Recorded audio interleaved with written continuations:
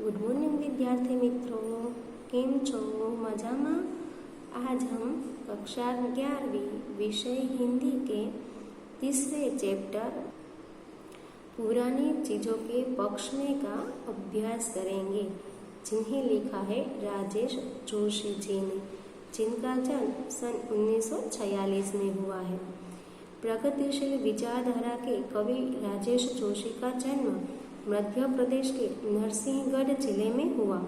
उन्होंने शिक्षा पूरी करने पर पत्रकारिता शुरू की और कुछ सालों तक अध्यापन किया, बैंक में नौकरी की और अब स्वतंत्र लेखन कर रहे हैं। अपने भावों और विचारों को व्यक्त करने के लिए कविता के अलावा कहानियाँ, नाटक, लेख, टिप्पणियाँ आदि पर कलम चलाई।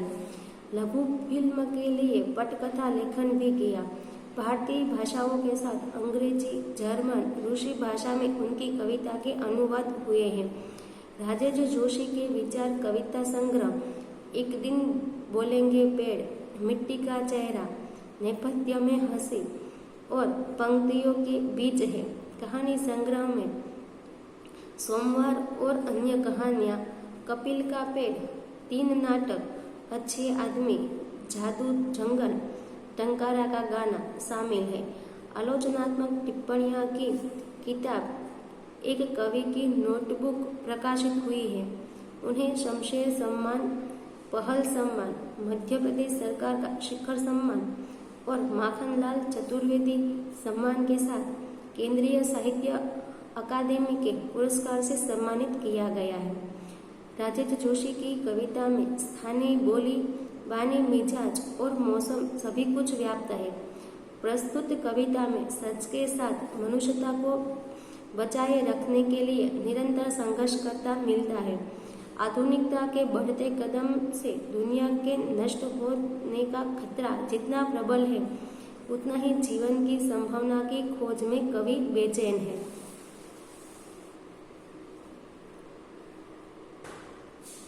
कितनी ही बदल जाए यह दुनिया, काम आती ही रहती है नबक के कुछ पुरानी चीजें हर वक्त। नानी की कहानियाँ और दादी के घरेलू इलाज के नुस्खे काम आते रहते हैं, जैसे सदियों पुराने पहाड़ और प्राचीन और स्मृतियाँ उनके किनारे बसी सभ्यताओं की।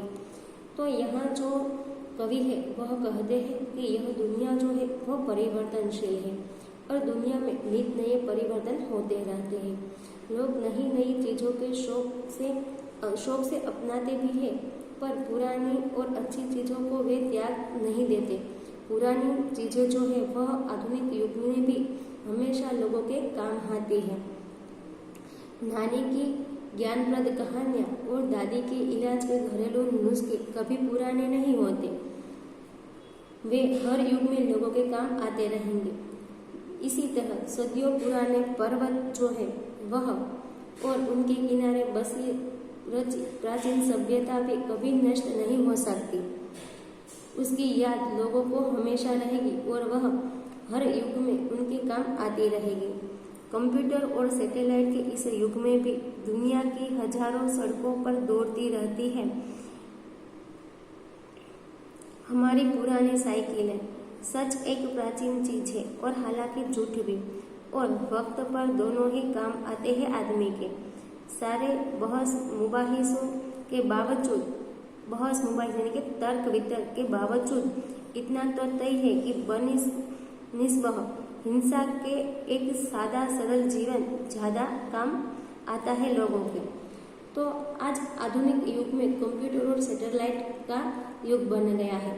अधिकांश कार्य आज इन दोनों के साथ ही होता है। इसके बावजूद कुछ पुरानी चीज़ें जो है वह उनकी अहमियत जो है वह आज भी पहले जैसी ही है। इसके लिए हमें यहाँ साइकिल का उदाहरण दिया गया है। साइकिल भले ही पुराने युग की है वो, पर आज भी वह बिना खर्च की सवारी है। वह हजारों सड़कों पर दौड़ने वाला लोगों का मनपसंद वाहन है।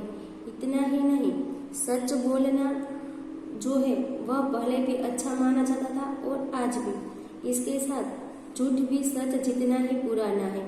नए जमाने में भी ये दोनों अपने प्राचीन रूप में प्रचलित और समय समय आज भी ये वक्त पर इंसान के काम आते हैं। सादा और सरल जीवन प्राचीन सभ्यता की देन है। उसका अस्तित्व आज भी इसी तरह है, विद्यमान है। यदि आधुनिक युग के हिंसा प्रधान वातावरण में उसकी तुलना की जाए तो सादा सरल जीवन जो है वह ज्यादा काम आता है। हत्यारों को शोर इसलिए ज्यादा कि वे ज्यादा संगठित है। धूप कम शोर मचाती है वृक्षों से, विनम्रता कोई कायरता नहीं। नई नई मूर्खताओं के बावजूद बची रहती है पुरानी समझदारियाँ। स्मृतियों में बची रहती है थोड़ी सी टीस और थोड़ी सी मिठास। क्रूरता और विनम्रता में विनम्रता श्रेष्ठ है, यह बात हर व्यक्ति स्वीकारता है, पर हिंसा का शोर अधिक है। ऐसा इसलिए है कि हथियार अधिक संगठित है। विनम्रता में शोर के लिए कोई स्थान नहीं होता। शोर का प्रवेश होने पर विनम्रता नहीं रहती है। यह बात कवि ने जो है वह वृक्ष और दूब के माध्यम से हमें समझाई है। यहाँ कवि कहते हैं कि जब जोरों से पवन चलता है तब वृक्ष जो है वह ज्यादा आवाज करने लगता है, उनके सामने तनकर खड़ा रहता है। लेकिन फिर क्या होता है कि वृक्ष जो है वह टूटकर गिर जाता है, जबकि रोजादार दुबा हवा चलने पर कभी शोर नहीं मचाता। और यही कारण है कि हवा उनका कुछ नहीं बिगाड़ पाती। विनम्रता व्यक्ति का आभूषण है, इसे कायरता नहीं कहा जा सकता। नए जमाने की कई तरह की मूर्खताओं के बावजूद पुरानी समझदारी जो है वह हमेशा बनी रहती है और हमेशा मनुष्य को काम आती है, वही लोगों के काम आती है। यादों में अगर कुछ रह जाता है तो वह थोड़ी थोड़ी खट्टी मीठी बातें। यहाँ हमारा जो तीसरा चैप्टर है वह समाप्त होता है। अगले वीडियो में फिर मिलेंगे नए चैप्टर के साथ। तब तक के लिए आवजो।